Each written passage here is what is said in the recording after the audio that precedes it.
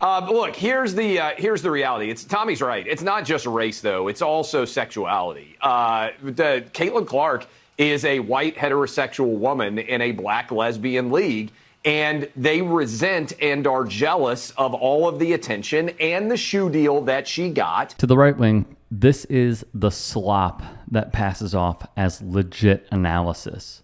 And for the people who spew this garbage on the regular, like Clay Travis, it's nothing but an easy paycheck and a way to stay relevant. Of people who otherwise did not care about the NBA.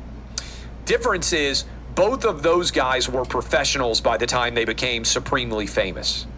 Caitlin Clark is going to the WNBA. Her brand is bigger and more valuable than the entire WNBA.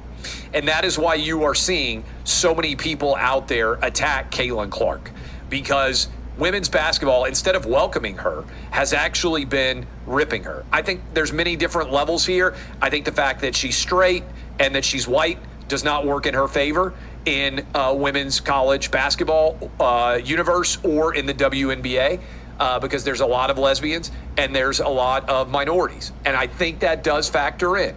Being a straight white girl makes people uncomfortable. I'm talking about WNBA people. It's weird, but I think it does. Let's keep it real. The only reason someone like Clay Travis has done a complete 180 on their newfound interest of the W is because Caitlin Clark is, in his own words, straight and white. So you can use her as a tool to shield the bigotry and racism you're putting out into the world. Clark knows this is the case too.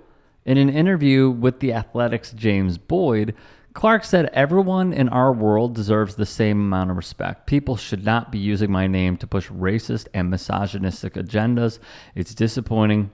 It's not acceptable. Just be a kind person and treat the women in the league how you would want to be treated. I think it's very simple. But to the likes of Clay Travis, Dave Portnoy, who has also joined in on the dog whistling, and other clowns like Tamitha Lauren, Jason Whitlock, Clark's words and feelings about the weaponization of her name mean squat.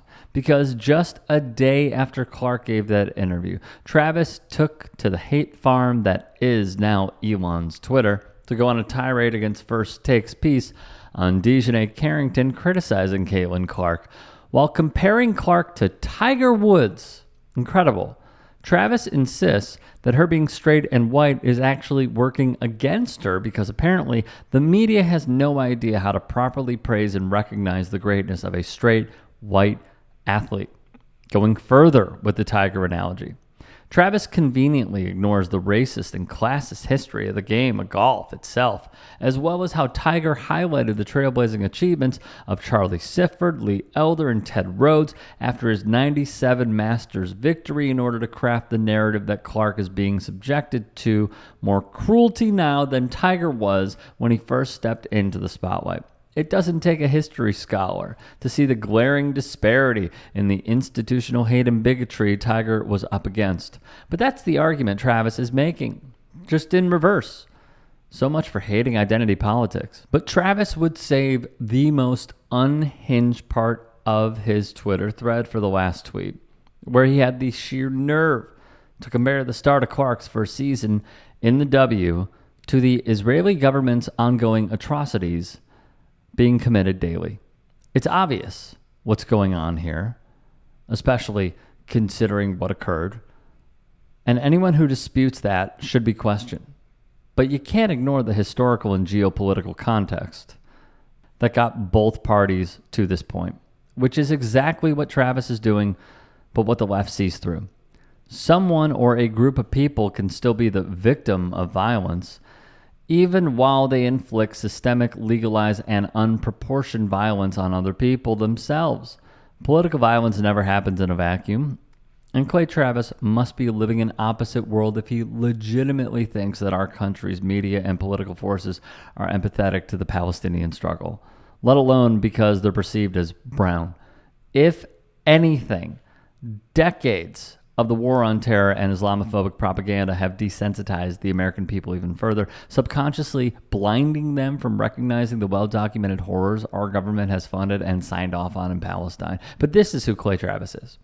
Someone who's willing to do and say anything to stay relevant and make a quick buck off of the bigoted audience he and Fox have cultivated over the years. Case in point, after saying the, quote, WNBA sucks as a product, close quote, while admitting that he doesn't know how many teams are in the league and saying that he and sports fans, quote, don't care about it in February 2023, Travis reveled in how great of an advertisement his comments were for Outkick before going on another tirade about ESPN being too woke and blindly asserting that the majority of sports fans agree with him.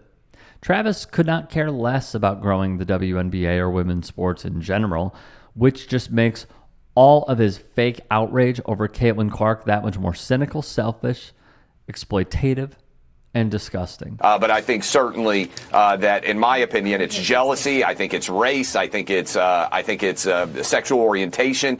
Caitlin Clark is getting absolutely hammered out there, and she doesn't have a lot of support, it doesn't seem, from her teammates. On Caitlin Clark, they should get an enforcer. It would be incredibly brave and heroic by the standards of the left, Dawn Staley included, if they could find a man pretending to be a woman to just run around and wreck people and protect Caitlin Clark. An enforcer like it's hockey. Go find Dennis Rodman, put him in a wig.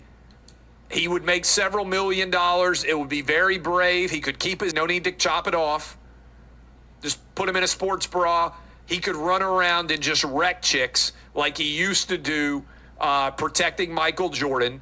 Bring him out of retirement. I think his daughter plays in the league, if I'm not mistaken, or is she a soccer player? Anyway, put Dennis Rodman in a sports bra. Dude, 60 years old, still would be a dominant player in the WNBA, and just tell him, bad boy style, we want you to go out and protect Caitlin Clark. This is exactly the type of commentary that has made Clay Travis very, very, very, very, very rich. He knows hate sells, especially when the audience he serves is specifically seeking out said hate.